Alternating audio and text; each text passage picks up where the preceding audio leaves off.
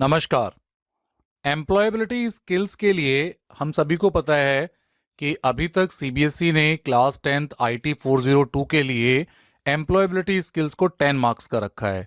यहाँ पर employability skills के 10 मार्क्स हम कैसे कंप्लीट कर सकते हैं, जो बुक सीबीएसई ने प्रोवाइड की है उसमें से कितने इंपॉर्टेंट क्वेश्चन हो सकते हैं जो आपके बोर्ड एग्जामिनेशन में 2 मार्क्स के आने वाले हैं।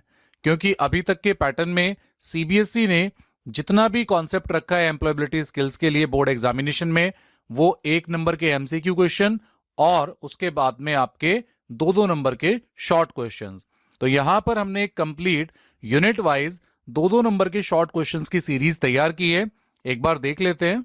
जैसे यहां पर यूनिट 1 और उसमें सेशन 1 मेथड्स ऑफ कम्युनिकेशन में define important parts of communication, 4 elements of communication, face to face informal communication, कितने मेथड हो सकते हैं कम्युनिकेशन के, तो ये ऐसे क्वेश्चन 2 नंबर में पूछे जा सकते हैं।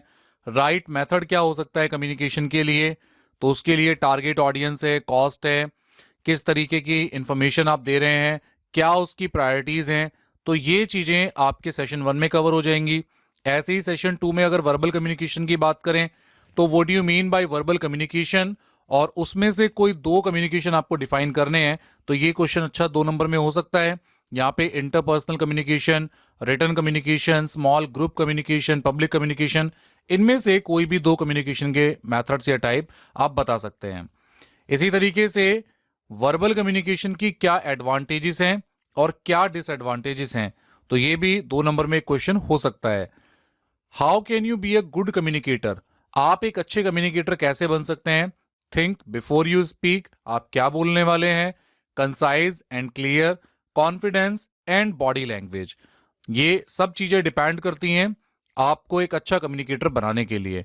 और हम सभी यहाँ पर एम्प्लॉयबिलिटी स्किल्स पढ़ते ही इसलिए हैं कि हमारे अंदर एक सेल्फ मैनेजमेंट, कम्युनिकेशन से कंप्लीट होकर के एंटरप्रेन्योरशिप की ओर बढ़ते हुए सोसाइटी को और अपने नेचर को बचाते हुए किस तरीके से हम अपना डेवलपमेंट करें। हालांकि ये जो पूरी बुक है बहुत इंटरेस्टिंग बुक है और पांचों यूनिट बिल्कुल हमारे फुल्ली डेवलपमेंट के लिए, इसमें बहुत सारे ऐसे क्वेश्चंस हैं और अगर हम इन्हें अपने डेली लाइफ में यूज करते हैं तो डेफिनेटली हम बहुत ज्यादा अपनी लाइफ में उसको बेनिफिट लेने वाले हैं। सेशन 3 है नॉन वर्बल कम्युनिकेशन में क्या आता है, नॉन वर्बल कम्युनिकेशन में क्या क्या इंपॉर्टेंट है। 2 टाइप्स के non verbal communication, facial expression, posture, gesture, इनमें से कोई 2 आप यहां डिफाइन कर सकते हैं। What do you mean by visual communication, visual communication क्या है और उसके कुछ एग्जांपल्स। सेशन 4 कम्युनिकेशन साइकिल और इंपॉर्टेंस ऑफ फीडबैक, तो कम्युनिकेशन में फीडबैक बहुत जरूरी है। फीडबैक कितने तरीके का होता है, पॉजिटिव, नेगेटिव और नो फीडबैक। तो जो कॉन्सेप्ट आपकी एम्प्लॉयबिलिटी की बुक में काफी लंबा या ये कह सकते हैं कि बहुत सारे पेजेस हैं, तो उसको एक समराइज करने के लिए, देखिए बुक का कोई सब्स्टिट्यूट नहीं है, ये जो पीडीएफ आप सामने देख रहे हैं आपकी प्रैक्टिस के लिए है, फटाफट से क्वेश्चन पुटअप करने के लिए ये जो पीडीएफ है आप सामने देख पा रहे हैं, ये आपको हेल्प करेगा आपके बोर्ड एग्जाम में क्वेश्चंस को पिक करने के लिए।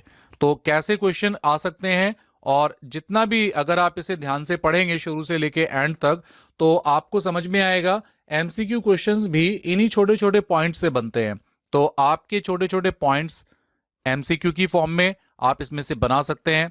और प्लस 2 नंबर में कितने इंपॉर्टेंट क्वेश्चन हो सकते हैं वो सब यहां पर हमने यूनिट वाइज शेयर किया हुआ है। इस वीडियो के डिस्क्रिप्शन में आपको लिंक मिलेगा और उस लिंक पर जाकर के आप इसे डाउनलोड कर सकते हैं और अपने यूज में ले सकते हैं। आपको ये पीडीएफ मैं एंड तक और एक बार दिखा देता हूं।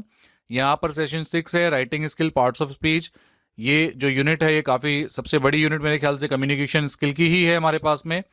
उसके बाद आपका राइटिंग स्किल्स में सेंटेंस और फिर paragraph. Unit 2 session 1 stress management, तो स्ट्रेस मैनेजमेंट में कितने क्वेश्चन हो सकते हैं, तो लगभग यहाँ पर 8 क्वेश्चंस हैं। उसी तरीके से सेशन 2 सेल्फ अवेयरनेस में भी यहाँ पर माने 4 क्वेश्चन का कलेक्शन है। सेशन 3 सेल्फ मोटिवेशन, यहाँ पर 3 क्वेश्चन है। जैसे यहाँ पर हमने एक क्वेश्चन पूछा है एक्सप्लेन टाइप ऑफ मोटिवेशन क्या है, या आप अपना सेल्फ मोटिवेशन कैसे बिल्ड कर सकते हैं। इसी तरीके से गोल सेटिंग, टाइम मैनेजमेंट, इन सभी सेशंस को लेकर के भी कुछ क्वेश्चंस यहाँ पर प्रिपेयर किए गए हैं। यूनिट 3 आईसीटी के लिए भी सेशन 1 बेसिक कंप्यूटर ऑपरेशन में, उसके बाद में session 2 performing basic file operation में, कंप्यूटर केयर एंड मेंटेनेंस में, कंप्यूटर सिक्योरिटी एंड प्राइवेसी में। और फिर यूनिट 4 एंटरप्रेन्योरियल स्किल्स, जिसमें सेशन 1 है आपका एंटरप्रेन्योरशिप एंड सोसाइटी, जिसमें क्या सक्सेसफुल एंटरप्रेन्योर की क्वालिटीज होती हैं, सेल्फ एम्प्लॉयड वेज एम्प्लॉयड में क्या डिफरेंस होता है, और आप अपने एरिया में किस तरीके से ग्रो कर सकते हैं एज अ बिजनेसमैन, तो वो कैसे हो सकते हैं, एक एंटरप्रेन्योर सोसाइटी को कैसे हेल्प करता है।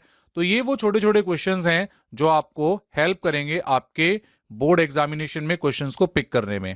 उसके बाद ग्रीन स्किल्स आ गया, तो 10th क्लास में सस्टेनेबल डेवलपमेंट की डेफिनेशन प्लस सस्टेनेबल डेवलपमेंट के एरियाज प्लस आप सस्टेनेबल डेवलपमेंट के किसी जो 17 गोल दिए हैं उन गोल्स में किस तरीके से हम सस्टेनेबल डेवलपमेंट के किसी भी गोल को कंप्लीट करने के लिए अपना रोल प्ले कर सकते हैं।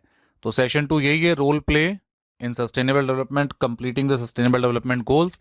तो यहाँ पर 27 पेज में ये पूरा का पूरा एम्प्लॉयबिलिटी स्किल्स को हमने कवर करने की कोशिश की है। आपको ये पीडीएफ कैसा लगा पढ़ने के बाद हमें ज़रूर कमेंट सेक्शन में बताइएगा, ताकि हमें भी लगेगा कि हमने ये जो मेहनत की है ये आपके कहीं ना कहीं किसी ना किसी काम में आ रही है।